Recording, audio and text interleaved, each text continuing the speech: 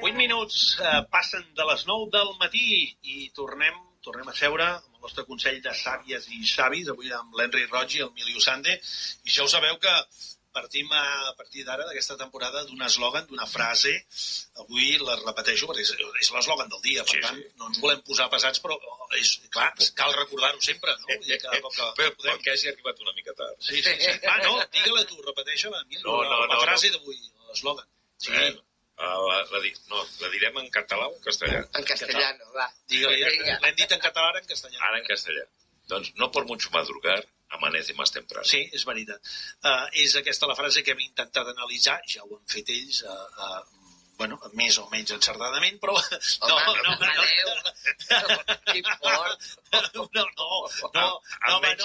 Que jo ho deia perquè ja sabeu que a mi m'agrada la frase del Guardiola molt més, Si ens llevem ben d'hora, som imparables. Bueno.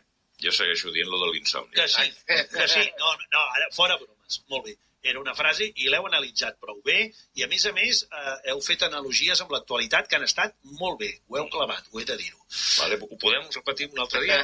La mateixa? No. Sí. Si ens has aprovat... No. Escolteu una cosa. Avui tenim una convidada d'excepció que es diu, perquè, ja ho hem dit abans, és una artista, jo dic artista samboiana, escriptora i artista, que és l'Àngels Almazán. Molt bon dia, Àngels, què tal estàs? Hola, bon dia, molt bé, gràcies. Benvinguda a la República Samboiana.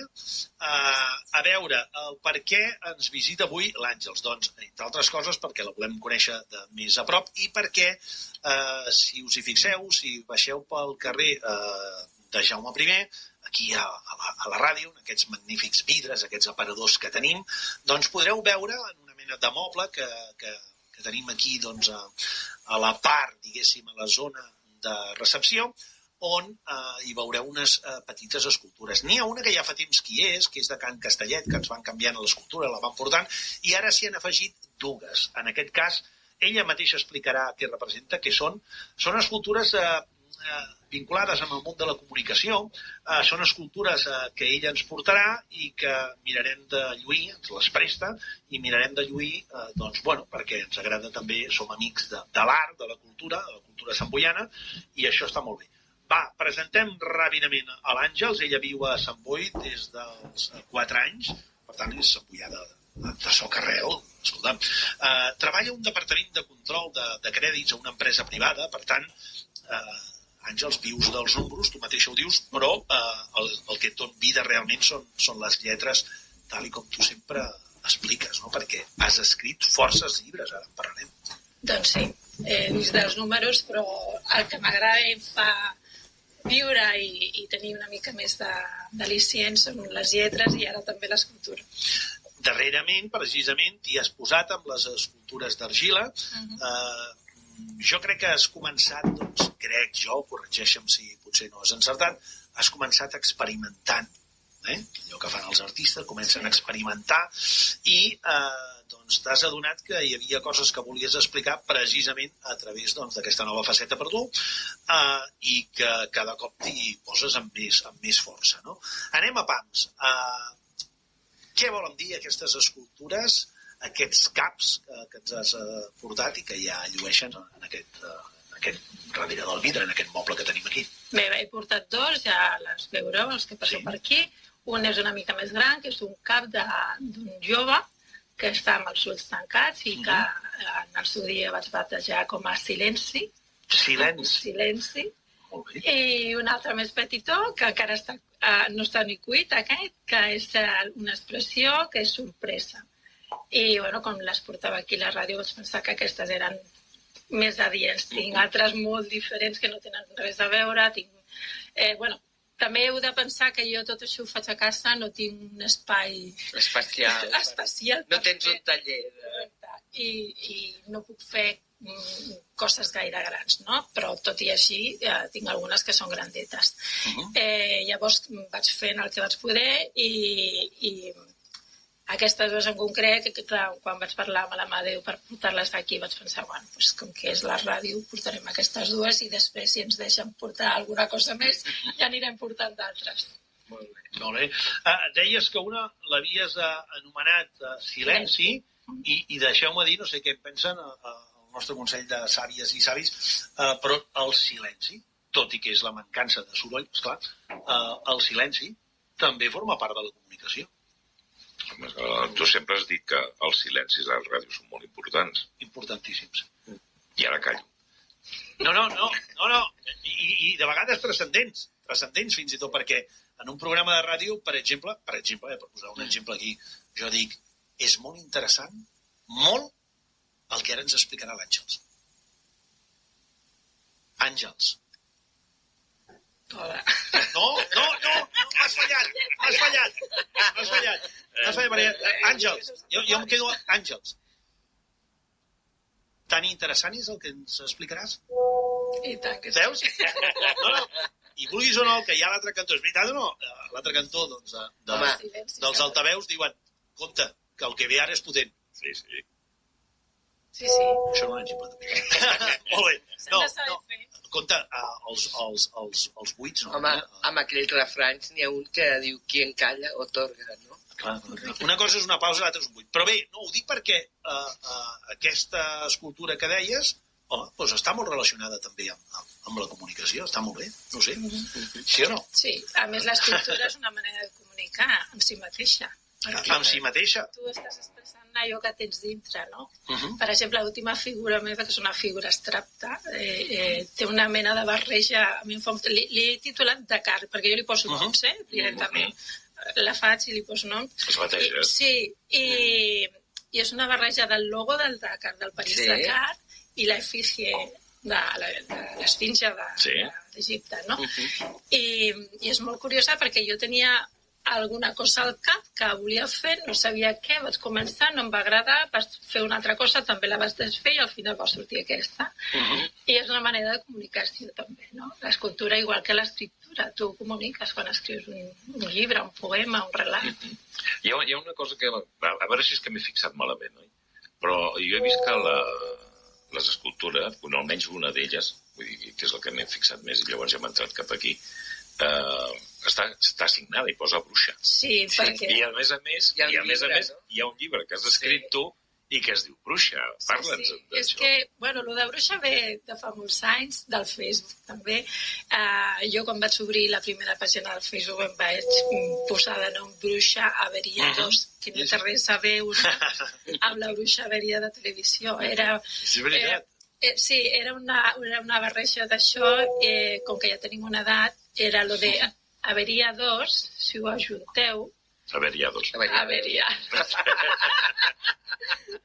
Va ser aquesta petita broma. Molt bé. No? I jo, encara avui dia que tinc el meu nom correcte sencer i com a escriptora i tal, a sota posta Bruixa Averia 2. M'he fet un logo personal, que és una bruixa. Molt bé. I, bueno, tot el món esotèric, tot això m'agrada molt també.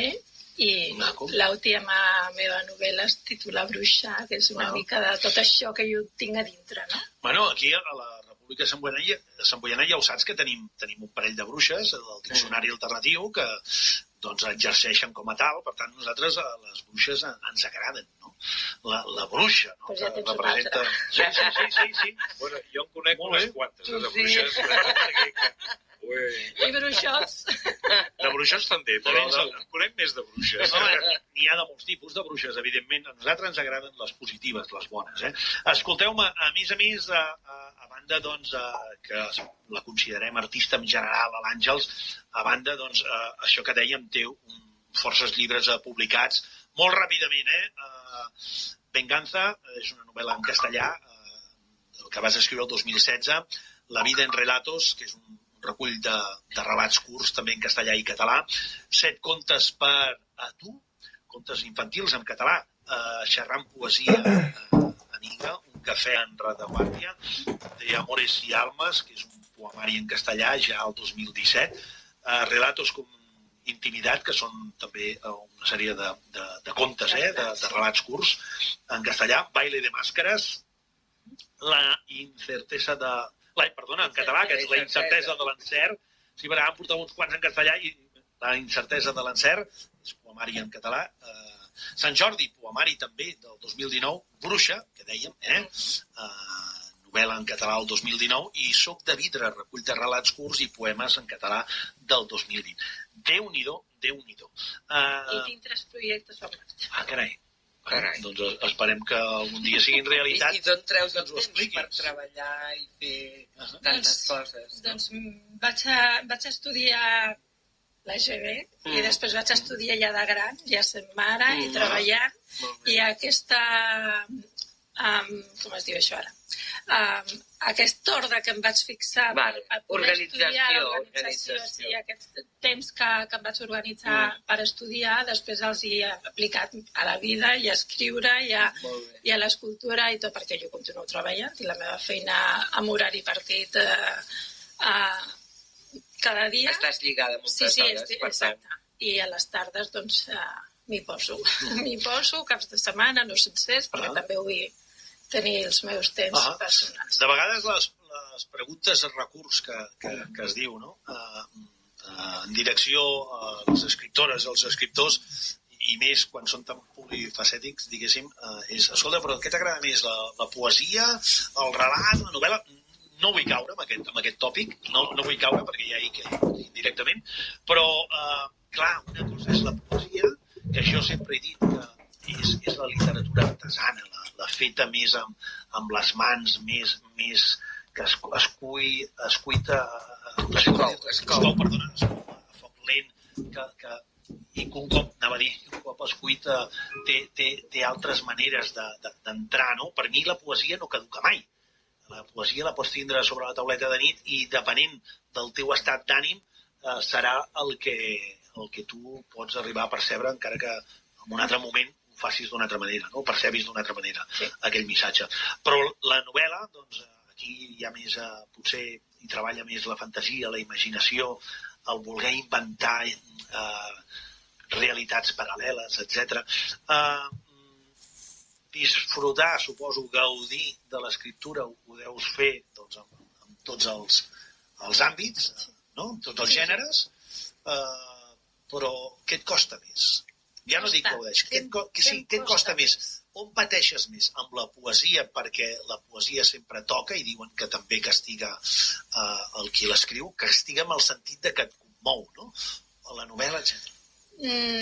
La poesia em surt. O sigui, no diré facilitat, perquè li trauria importància i no és això, però la poesia fa moltíssims anys que escric poesia i no em costa escriure. A més, m'agrada escriure molt de la vida, del dia a dia, del carrer, de la gent. Del que observes, no? Com a observadora, diguéssim. Sí, i tinc facilitat en aquest aspecte per expressar-me. La novel·la crec que és el que més em costa, però per això, perquè m'estic inventant coses, no estic reflectint el que tinc al voltant meu, no? I encara que sí que ho reflecteixo, però costa lligar de vegades coses que tu tens a dintre i t'estàs inventant i vols que tingui una raó de ser, que tot lligui, que tot quedi correcte, i la novel·la millor, però no em costa escriure, m'agrada moltíssim i llavors... De costar no et pot costar. No em costa. Tant que has escrit i tant que t'agrada. Jo no sé si li voleu fer alguna pregunta, alguna cosa més, sí. Home, hem d'entès aprofitar aquesta vinentesa, no pot ser. Clar. Veure, jo voldria... Una farem, a més, la propaganda necessària. Els teus llibres es poden trobar a Amazon, oi? Sí. Tots ells. Els teniu tots a Amazon. Sí, ho he vist. I llavors l'altra cosa és... Quan parlàvem ara de poesia, jo soc un amant de la poesia, quan afloren i poses negre sobre blanc, vull dir, quan comences a escriure, el que fas és volcar sentiments jo sempre dic que les millors poesies són aquelles quan està esculpit, quan d'alguna manera algú t'ha colpit, i sobretot l'ànima, evidentment, no ja tant físicament, i llavors potser és quan ve la torrentera aquesta de sentiments que si aprofites de vinenteses llavors les escrius. Com va per tu el tema aquest? A veure, emocions i sentiments sempre hi poses, sempre. Perquè jo puc posar molt d'amor en una poesia, però també puc posar molta ira. o sigui, emocions d'aquest dia. Puc posar molta sorpresa d'alguna cosa que he vist que m'ha sorprès moltíssim o alguna acció d'alguna persona amb un tren, que ho he fet, sempre hi estàs posant una part teva. Quan estàs escrivint sempre hi poses una part teva. Això no vol dir que estiguis parlant de tu, però sí que hi poses una part teva. Has de posar aquesta part teva per poder explicar quin és aquest sentiment i quina és aquesta emoció que vols expressar. O sigui que si no la coneixes és difícil d'explicar tot això. Molt bé. He fullejat una mica un dels teus llibres i veig que sí que hi ha bastanta poesia, no? Sí. I molt poder de coses que t'han passat, no? Vull dir, de situacions que has viscut i que has tingut la traça d'escriure-ho. En aquest llibre, el de Soc de vidre, de fet, ho explico una mica, és un recull de relats i poesies que et parlen tots de situacions que es viuen i no situacions boniques. No. Parlo de la violació, parlo del maltractament, parlo del maltractament infantil, perquè són coses que per desgràcia nostra ens colpegen tot el dia, no? Mires les notícies i no paren de parlar d'això, surts al carrer i veus segons quines coses. I m'agrada recollir... Aquí he fet aquesta barreja de poesies i relats perquè no sempre la poesia no sempre explica una situació. Pots explicar un sentiment, una emoció en aquell moment, però crec que els relats d'alguna manera recullen més o poden explicar més i posar en situació aquesta persona que està llegint. I per això aquesta barreja de poesia i de relats, que jo ho faig molt, lo de les poesies i els relats. I el primer que vas escriure, Àngels, que va ser un llibre de poesia o una novel·la, què va ser? Bueno, publicar va ser una novel·la, que va ser la novel·la Venganza, que la tenia al cap de feia temps, que els protagonistes, ja us avanço que són animalets, però és una poesia no només per nens, o sigui, és una poesia per tothom. Una novel·la per tothom. No és infantil, a tots els públics. A tots els públics. I m'agrada donar vida, a més a aquests animals que ens envolten i que moltes vegades no tenen manera, moltes vegades gairebé sempre no tenen manera d'explicar-se si no és com això que ha passat ara a Austràlia, que han mort tota aquesta quantitat de dofins d'un tipus de dofins. I m'agrada donar vida a segons quines coses. Hi ha un relat por ahí en un dels meus llibres que li dono vida a un mitjó. Amb això ho sou. Déu-n'hi-do, això està bé. Molt bé, tenen tot el dret del món de ser protagonistes. Un mitjó que han abandonat en una platja. El Tàpies em va fer servir per una escultura ben grossa, o sigui que ben polèmica, per cert. El primer que vaig publicar va ser la novel·la, però poesia, perquè tinc llibretes guardades de manera... De manera ets més jove, o sigui, l'afició et ve d'allà de quan eres nena, com si digués. Molt de temps, sí. Molt bé. Bueno, doncs està molt bé trobar temps. Jo recordo en alguna llibreta que poso que és l'única manera d'expressar lo que siento. Perquè no t'haies capaç de fer-ho d'una altra manera, no? Correcte. Molt bé. Hi ha una altra cosa que et volia preguntar ara quan t'acabin de fer la foto aquí a l'Amadeu, que la penjaràs al Facebook, oi, suposo? Al Facebook, Instagram, al meu web. Ha portat un parell de llibres i home, que se sàpiga que la gent els pot trobar a Amazon. Sí. Interessant. Però l'altra cosa, jo ara canvio d'activitat artística i llavors doncs entro a preguntar-te primer una cosa i després una altra. També fas pintura? A veure, he dibuixat molt fa molts anys enrere. Ara no dibuixo perquè no tinc temps, a més. Però us he de dir que el cap de setmana passat vaig intentar emular amb una pintora amiga meva, la Judit Gangoles, que és de Pagejar, que m'encanta aquesta dona, i m'ha sortit una mica xurro, però que no desisteixo. Bon inici. Jo insistiré. No, t'ho dic perquè saps el que passa? Quan veus gent que és polifacètica i sobretot vull dir que li agraden els diferents palos, no? Vull dir que és això de poesia, fer poemes, parlar de tema de literatura, escultura. Dius, normalment sempre ve amb més o menys insistència o més o menys dedicació, pot haver amb altres diguem, arts. Sí, amb els no. altres arts. I per això ha de ser per això. Bé, al final l'objectiu és comunicar, esclar, i ell ho fa de diferents maneres. I amb l'escultura, sempre, amics que tinc que són escultors, sempre diuen que hi ha una part, com es diria jo, molt sensual amb l'escultura. Parla'ns. Home, tacte, mans, expressió... Penseu que jo, quan ja s'han assecat, tocar-les, per exemple, fas una cara i aquesta cara té una expressió que ha sortit de dintre perquè no l'has planejat. Jo no soc de fer un dibuix abans, em poso i a veure què em surt, no?, d'aquest tros de fang que estic treballant. També, el que he explicat abans, no tinc un lloc gran per com treballar. Per poder experimentar. I em dedico a fer coses més bé petitones, no? Però quan s'han assecat i tens aquesta carona que has fet tu i la toques, li toques el nas, els ulls, la cara, és que és com si estiguessin vives. O sigui, d'alguna manera tu estàs donant vida amb un ésser que sí, que és d'argila, és de fang, però sí que té una part sensual. Sí, diuen que són coses inanimades. I jo diria que just és el contrari.